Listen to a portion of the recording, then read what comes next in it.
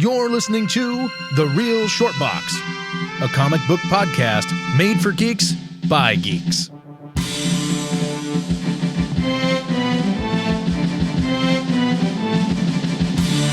Hello, everybody, and thank you for tuning in and listening to The Real Short Box.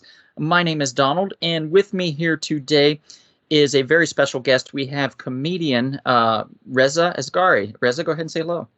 Hey, what's going on, man? A pleasure to be shortboxing with you, finally. Yes, yeah. Thank you. Thank you so much for coming in.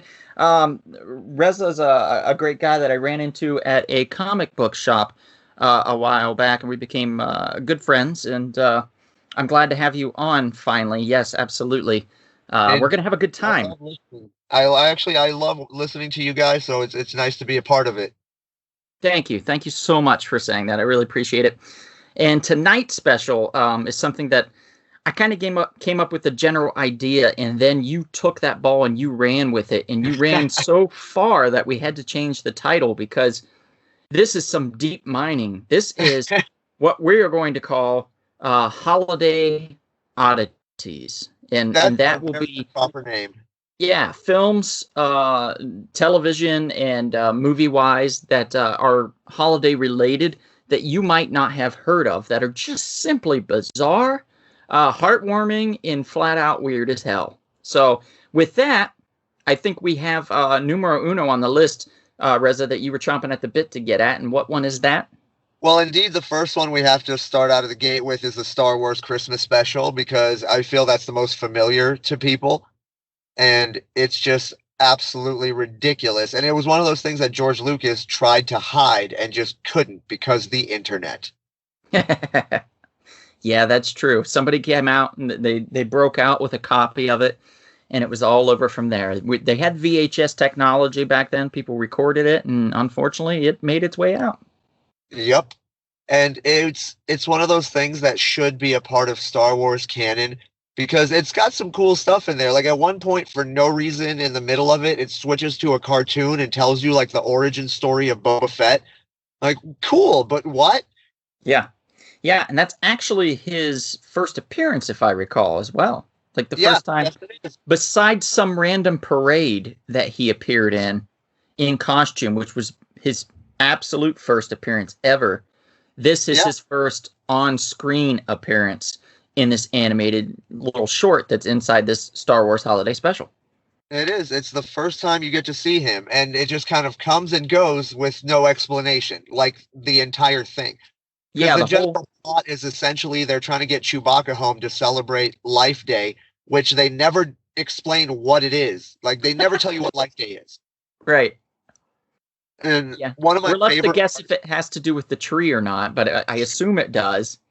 But yeah, nobody's sure. We assume, obviously, because they give out presents, it's something to do with Christmas or Christmas related. But the presents are one of my favorite things of the entire film. Oh, do tell. The first one that I remember seeing was Chewbacca gives his dad this like virtual helmet as a gift, and Chewbacca's dad puts it on, and it becomes like this virtual disco with, if it might have been Donna Summer or someone else, and she starts doing an entire song, and they play the whole song from beginning to end with her performing it, and you slowly realize that this is a sex helmet. Chewbacca's dad is totally getting off to this thing, and it's so uncomfortable, but you can't turn away. Yeah, it actually is really, really bizarre. I don't know why everybody was smiling so much. Even in the script, if you read the original script, it says that he is given something that is to be assumed to be X-rated. Yeah. So exactly. The intention is absolutely there. It's not even a mistake. It's like, oh, okay, cool. It was purposeful. Yeah, very purposeful. Very awkward when she was talking and stuff about, oh, do you like me? I like you. Stuff like that. I was like, oh my God. It's like they got all of the dialogue for the female out of like 80s commercials for phone sex hotlines. Yeah. And it's just like, hey, do you want to come over to my house? My parents are asleep. Like, whoa, settle down. Yeah, like maybe no. Maybe not. I don't know. Could be getting awkward. Hey, do you have a 6-pack of PBR and an ID that says you're overage? What? What's happening right now? The special, all about the. I mean, it did have a whole cast, like a huge cast. It started out with Harrison Ford and Peter Mayhew, aka Chewbacca, on the Millennium Falcon as they were making their way to Chewbacca's planet for Life Day. Yep. And Mark Hamill appears in it, of course, as Luke. Oddly, he looks really over makeuped and out of place. Carrie Fisher on drugs, probably. I mean, we assume. Seems spaced out, even for a space type story. At one point, she sings, so that's a special treat. Yeah, absolutely. We get, of course, Anthony Daniels as C-3PO. We get James Earl Jones as the voice of Darth Vader. Arthur's in it playing Akmina. Do you remember Beat Arthur in this? I do. B. Arthur was the most amazing space bartender of all time. Yes, she was. I think a lot of people have a very special place in their heart for B. Arthur just simply because she did do this little short section of this film justice. She actually did a really good job. People seem to really like it. They liked the song that she sang. They were saddened by the fact that she was having to close her bar. Her scene was very heartfelt, and it was very genuine and touching. Right. And speaking of touching, Harvey Korman's character in that, playing that perverted guy that came into the bar and kept hitting on her and trying to get her to go out with him, was extremely awkward, but she played it off with such grace and elegance, so to speak, as anybody that's ever worked in a bar before and has been hit on. Ladies, I know you know what I'm talking about. Yes. This is cringeworthy to see Harvey Korman get turned down over and over and over, but continue to try. Yes. And also, I know what that's like because I've, lived in different places and I've been around the gay community and gone to gay bars and been hit on frequently because I'm a catch. You're a real peach. But yeah, I would thank you for bringing that up, though, because actually that was the next thing I was going to mention, that Harvey Korman is another, one of my favorite parts of the whole special because he seems to play 9 different characters. He's everywhere in that thing. Yeah, they put him in, I think, 3 times. He's a chef in one, a la Julia Child, with 4 arms, and he's a lady in it. It's really odd. Yeah. He's a Amorphian instructor, so he's like a robotic instructor that keeps breaking down mid-instruction. And then he plays that creepy dude Krellman, who, by the way, drinks out of a hole in the top of his head that never closes. Yeah. There's certain things that I just kind of blocked out like that where I'm like, there's no point. I'm going to cause myself an aneurysm if I try to think about this. Yeah, shit, what if it rains? Does he drown? Exactly. There's more questions than answers there. Yeah, way more. I mean, this film in general has way more questions than answers. It's really bizarre to have been created as it just feels like there was so much put into it, but it was so shoddily put together. I don't understand it. I don't understand. There must have been one half of the production, the writers and stuff, and they were really careful and they really wanted to plot this out. And then the other half was fuck it. Yeah, exactly. One half of the room was very focused and the other half just smoking weed and just let's finish this shit. Yeah, absolutely. Well, yeah, my third and last absolute favorite thing of it was when Chewbacca gives his son his present and he hands him the box and the son opens the box and you get exactly what you want, which is Jefferson's starship just rocking out for 12 minutes straight. That's right. And it's a terrible song, too. A horrible song, but they are just going to town, and Chewbacca's kid is loving it. Of course.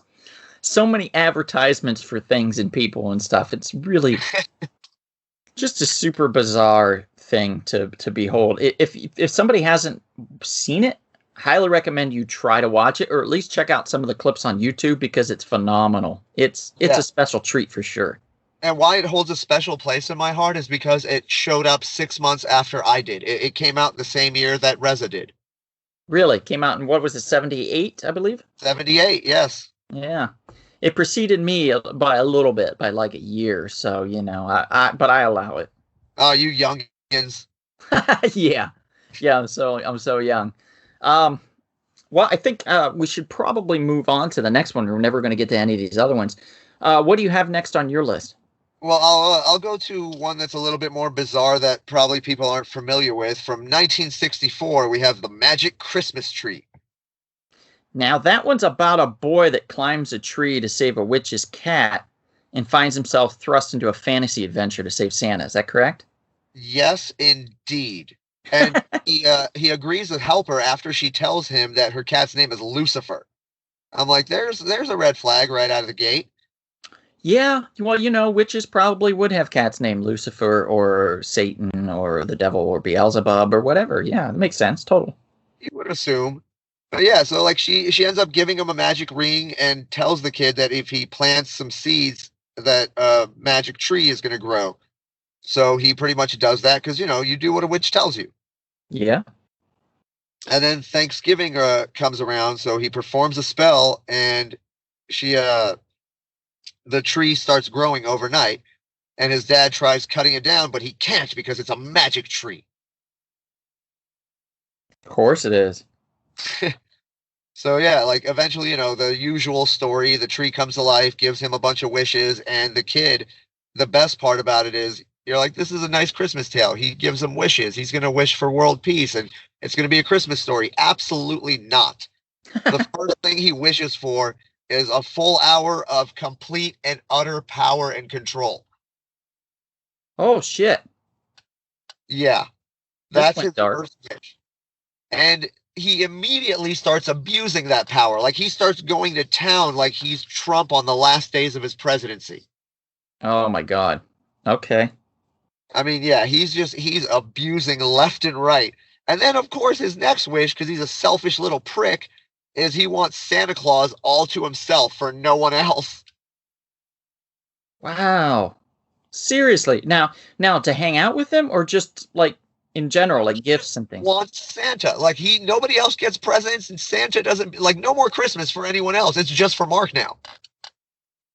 What a little shit. He's a terrible kid. Yeah, this kid's a little bastard. You're like, why didn't you eat him, witch? You should have ate him. Boy, and this is probably how Treevenge came about, if you haven't heard about that film. That one I remember slightly, but you'll have to brush me up on it. Just killer Christmas trees. They've had enough. Ah, yeah. Yeah, I could see that. I could see that being like a sequel to this. Yeah.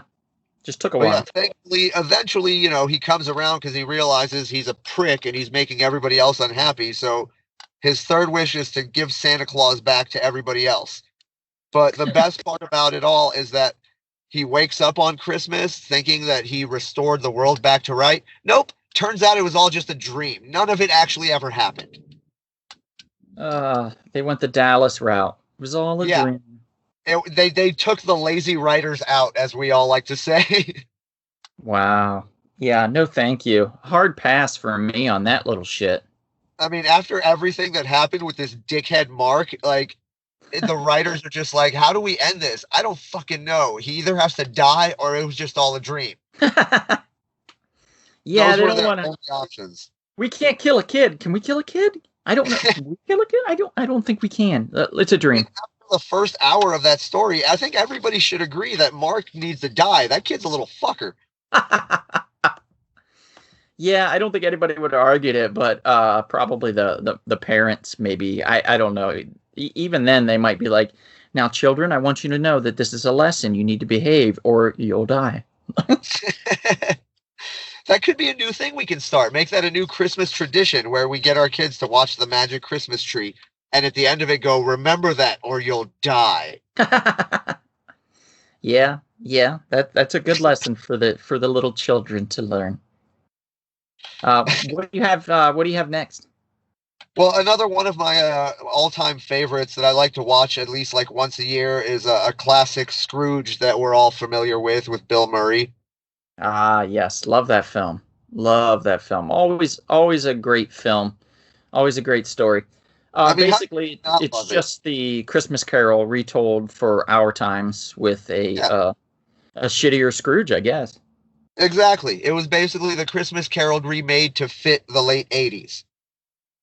And Yep. I mean, it was perfectly done. That's the thing about it. It was absolutely perfectly done in such a great way. And it has one of my absolute all-time favorite people, Carol Kane, in it. I love everything she does. Oh my God, she's phenomenal in that. She's so mean and great. Yeah, she is the best like fairy godmother Christmas character I can think of because she does all of these horrible things with such a sweet mannerism that you can't help but love her. Yeah, she's the ghost of Christmas Present, if I recall. Yes, yes, she is. she she just beats the hell out of Bill Murray, and it's so funny. Yeah, because he takes all like the pratfalls and stuff in such a great way. Like the Hmm. two of them work so well together in those scenes. Yeah. Bobcat was another one. Bobcat Goldthwait. I loved him in this film. Oh, he's another one of my personal favorites because he's also an amazing director. The films that he's directed are just so good. Uh-huh. And if you've ever gotten a chance to see him live do stand up, it's one of the best things you'll ever witness. Actually, I got to do a show with him a while back when I had first started back in Atlanta. And I don't know why I thought it was a good idea. At the end of the night, I was like, we're wearing similar hats. Let's trade and take a picture. And as soon as I put it on, I'm like, there's an hour and a half of sweat in here. Well, I mean, you still have the picture, right? That's, I do. I do still have the picture. Maybe not the hat unless you laundered it, but definitely still have the picture. That's good. That's good. So Scrooged, I mean, that's something that I think a lot of people know about, but again, for those that don't, it's just an updated Christmas Carol. It's definitely worth checking out, and it is readily available on all streaming platforms. Now, these other ones that we talked about, probably more looking at like YouTube life at this point. Yeah, pretty much you're gonna have to either find them on like YouTube, Daily Motion, one of those things, or like on a torrent site somewhere if you can download it. Uh-huh. Yeah. Now, you had another one that I thought was a bit far out. And by far out, I mean out of space, aka outer space, aka aliens from outer space coming down to learn the true meaning of Christmas. We were talking about the 1977 short sci-fi film, A Cosmic Christmas. Ah, yes. It is The animated also, if I did not reference that. Yes, because this is the type of film where you can only do animated. There is no way to make this happen in live action without acid being involved. I believe it was made by Nelvana. For those that are interested in Nelvana, they track Nelvana's history. I think it was their first production, or one of their first productions at least. Ah, that I actually did not know. Yeah, premiered on CBC television. Is a Canadian film originally. Yeah. I did know that it came from Canada, thankfully. Eh? But yeah, so yeah, you're these aliens, as you say, they come down to try to find the meaning of Christmas. So Mhm. of course they find a kid and his goose, and the kid and the goose take the aliens to his grandmother, who teaches them the meaning of Christmas based on all of her memories about them. Oh, that's Like, sweet. yeah, like this is She sweet. said, This is nice. and then the Nazis came, and then we had to hide in the attic with Grandma. It's like, oh God. About the Great Depression, where we just gave each other ourselves as presents. Yeah. Yeah, I was gifted to my brother, which was awkward.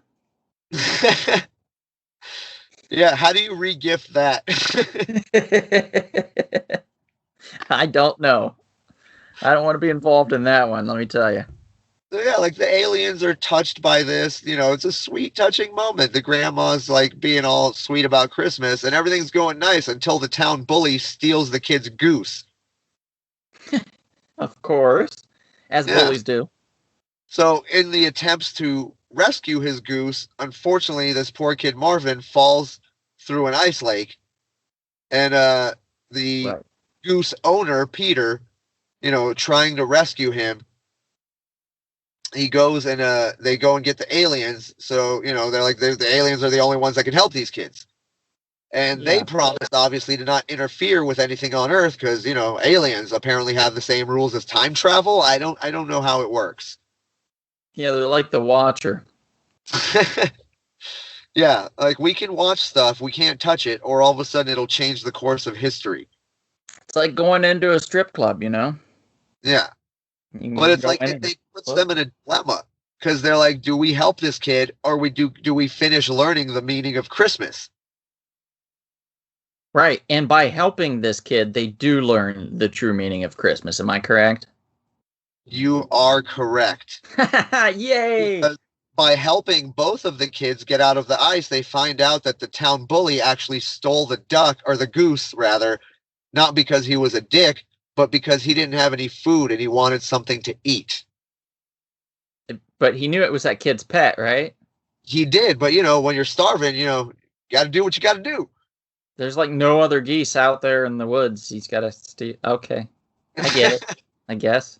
I mean, I figured it was the closest goose, and he was really hungry. I'm giving Marvin the benefit of the Right. doubt. So at the end, though, do they cook the goose for him, or is he just invited back to dinner?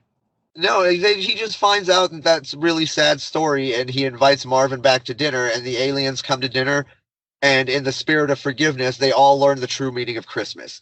So it ends up in actually a nice little, ribbon. That does. And there was some fun reviews on it, saying that the poor kid was he had a rebellious nature to him, and by submitting and being submissive to the family in order to find something to eat, he gave up that ambitious soul that he had and ruined himself forever. And I was like, wow, what a terrible review. Like, this guy, somebody hurt him, and I don't know who it was, but I feel really sorry for the guy. You are not wrong. I can guarantee he's like a small town cop somewhere who got bullied enough to where he's like, I'm the bully now. Yeah. Yep. Absolutely. That's got to be it. So we went into outer space. And once you're back from outer space, you get such a hunger that it's usually for something like ice cream. Do we have anything that has ice cream in it by chance? Well, funny enough, you should ask. We do have something from 1972 called Santa and the Ice Cream Bunny. Oh, shit. What is that? That sounds crazy. It really does. I don't understand. What are they doing? What are they doing with these films? Basically, a lot of the films on my list come from like the early 60s to like the late 70s and 80s. And that's when all the drugs were being done. Just all of the drugs. Sounds right. So, it's kind of the answer to most of this stuff. So with Santa and the Ice Cream Bunny from 1972, obviously, Santa's workshop, the elves are like, what's going on? Where's Santa? And he has crash landed in Florida. Right. And when you usually crash land in Florida, you get stuck in the sand, I'd imagine, right? That's probably where they're going. Exactly. He's stuck in the sand. The sleigh can't move. So Santa's just kind of singing and falling asleep and singing and falling asleep. But somehow in the midst of singing and falling asleep, he realizes he has telepathic powers. So he starts summoning children from around the town like a weird Pied Piper. All right. I don't know what the parents would think about that when some guy's taking his kids away. Well, the fact that they just went and nobody came to claim them shows you all you need to know about the parents. That's true. They're on vacation. They're like, well, less mouths to feed. Or they're just sitting at home drinking their PBRs and waiting for the next truck rally. I don't know. That was pretty specific of me. Yeah, that's pretty specific. Yeah. But I actually had to write this down because I remembered it specifically, and it really made me perplexed as to why it was this combination of things. Because Santa needs help getting his sleigh out of the sand, so he telepathically calls the children to have the children go and get him animals to pull the sleigh. Right. Yeah, it was like a sheep and a pig and a donkey, a horse, a gorilla. They all play together so well. It's just like, okay, I guess you would just need the gorilla and that would be it, but I don't know. I'm not sure what the sheep is for. Maybe for the gorilla to eat to give him some more strength to help pull the sleigh. So something weird that I was reading about this is that there's an appearance by Tom Sawyer and Huckleberry Finn. Is that true? Yes, indeed. There is an appearance, and that's literally all it is. They just kind of show Tom Sawyer and Huckleberry Finn watching from afar, and then never explain it and go back to it again. Why? I'm still trying to figure this out. It's been since 1972. Oh my God. Okay. Yeah. Right. Literally, it's like as the kids and the animals and the gorilla are trying to help Santa, they just kind of show Tom Sawyer and Huck Finn just like, yup, like Matthew McConaughey in a freaking Lincoln commercial, and then just cut away and like forget that ever happened. Boy, that's so bizarre. Yeah, like I don't. So of course you're hooked in. Of course. So, like the animals are trying to help, and like it's not working. So to encourage the animals and the children, Santa starts telling them about the story of Thumbelina, and then suddenly it just cuts away to a version of Thumbelina where some girl's going to empty, now like basically a condemned theme park called Pirate World, and they play the entire thing out. What? Yeah. The entire thing with full original and end credits. Oh my God. Okay. So there's a story within a story. Got it. Yes. So like after he tells them this encouraging story, Santa takes off his jacket and then goes back to sleep. What a lazy fuck. I know. And here's the best part is their efforts were all for naught. Because once Santa wakes up, he just wakes up to a fucking fire engine being driven by an ice cream bunny. Which, like, apparently one of the dogs just called on because he got tired of all this shit. Okay. Yeah. Yeah. And the best part is the ice cream bunny ends up driving them to Pirate World, which apparently isn't a story in Santa's tale. It's a real thing now. Does the ice cream bunny offer to drive him home or something? Yes, eventually the ice cream bunny does take Santa home in his weird fire engine. Takes him back to the North Pole, and that's when the children realize, oh, Santa's sleigh is still stuck in the sand. But boy, is this bunny delicious. And here's the best part. The kids are like, what are we supposed to do? How do we get this out of here? Suddenly the sleigh just disappears and teleports to the North Pole. Nobody knows how. Oh, you know what? I know. So Santa was doing the right thing by constantly falling asleep, because if you just fall asleep, you can teleport wherever you want. I don't know if you knew that. I didn't realize that. I figured, there was some sort of powers like 11 from Stranger Things. Like he's got to rest. He's got to eat his Eggos and get his strength back. No, just try it tonight. Try it tonight. You won't regret it. Just plan on imagining where you want to be, and you'll teleport right there. I'm doing that, man. And if I don't wake up in the middle of Hooters in Wilmington, Nebraska, eating a delicious plate of teriyaki hot wings, I'm going to be mad at you. Okay, go ahead. You can be mad at me. We're almost out of time, so real quick, let's go over just a couple more if we can. I have one here. It's a 1959 film. It's called Santa Claus, but it's also sometimes known as Santa Claus versus the Devil. It's a 1959 Mexican fantasy film. So tell me a little bit about that one real quick. That one is pretty much Santa Claus in outer space doing battle with a demon named Pitch, who was sent by Lucifer to ruin Christmas by killing Santa Claus so that he can make all of the children evil. That makes absolute sense, actually. All right. Yes. This was done in 1959, so you can only imagine how amazing the cinematography and the special effects are. Yeah, I saw the what was called the trailer for it, which was actually just a long clip of several different scenes of like the devil this Pitch character, aka the devil, sneaking into the children's house and firing up the chimney with a bunch of heat and flames. So when Santa tries to climb down, it roasts him, and Yeah. it almost works, but does not. Pitch is distraught by that, so he tries a few other things, tries to lock him out of the house. It's like a Yeah. Home Alone instead of Kevin McAllister. It's the devil.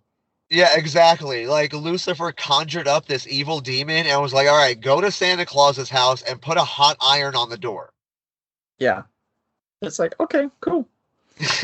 So this one I actually do recommend if you're wanting something that's really just out there.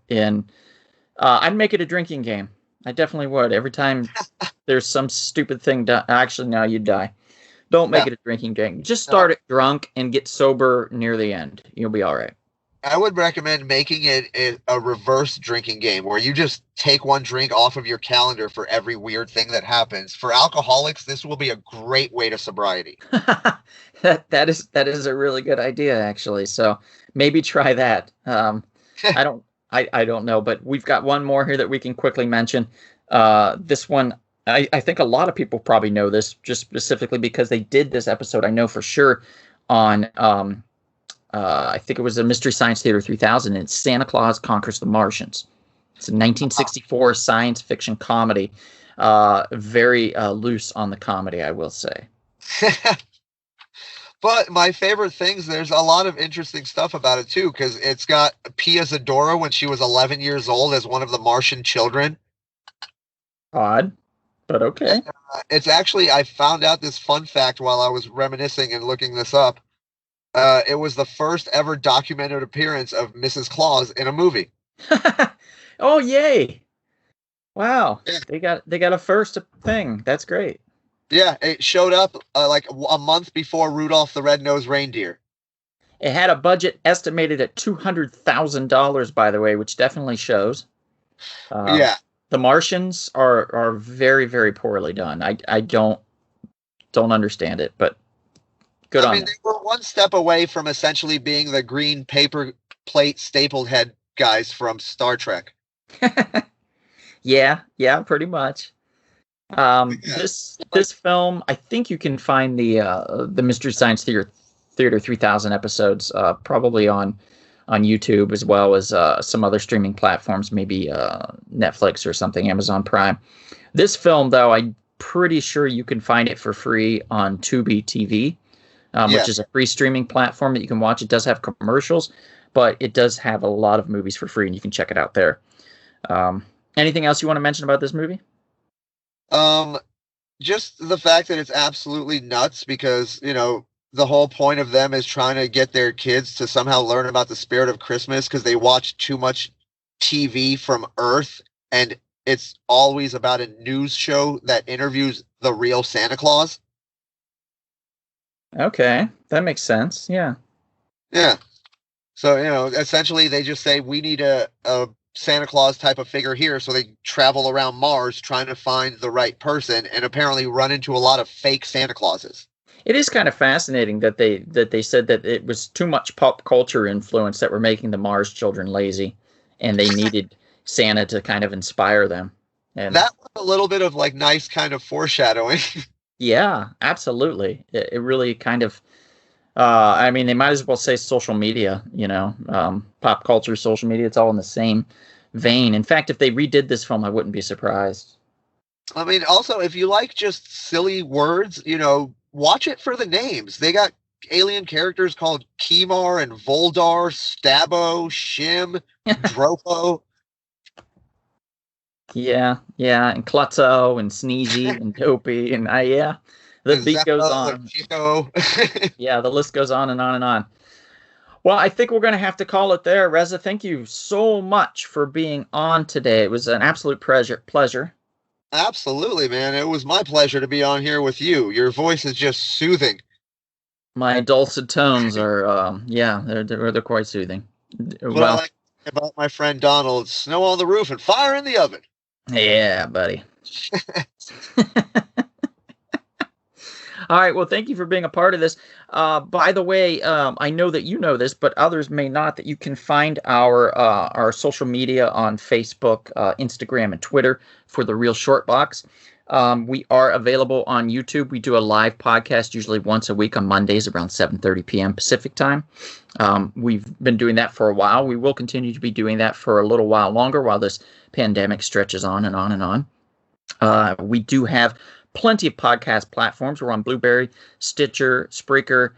We are also on Spotify, iHeartRadio, Apple Podcasts, and just a host of others. You can find us on TuneIn as well. So please seek us out if you would like to. And if I don't see you out and about anytime soon, perhaps Reza and I will see you all at the comic shop. Thanks for listening, everybody, and thanks again, Reza. Absolutely. You got it, my friend. Have a good night. This has been The Real Short Box. We'll see you at the comic shop. Thanks for listening.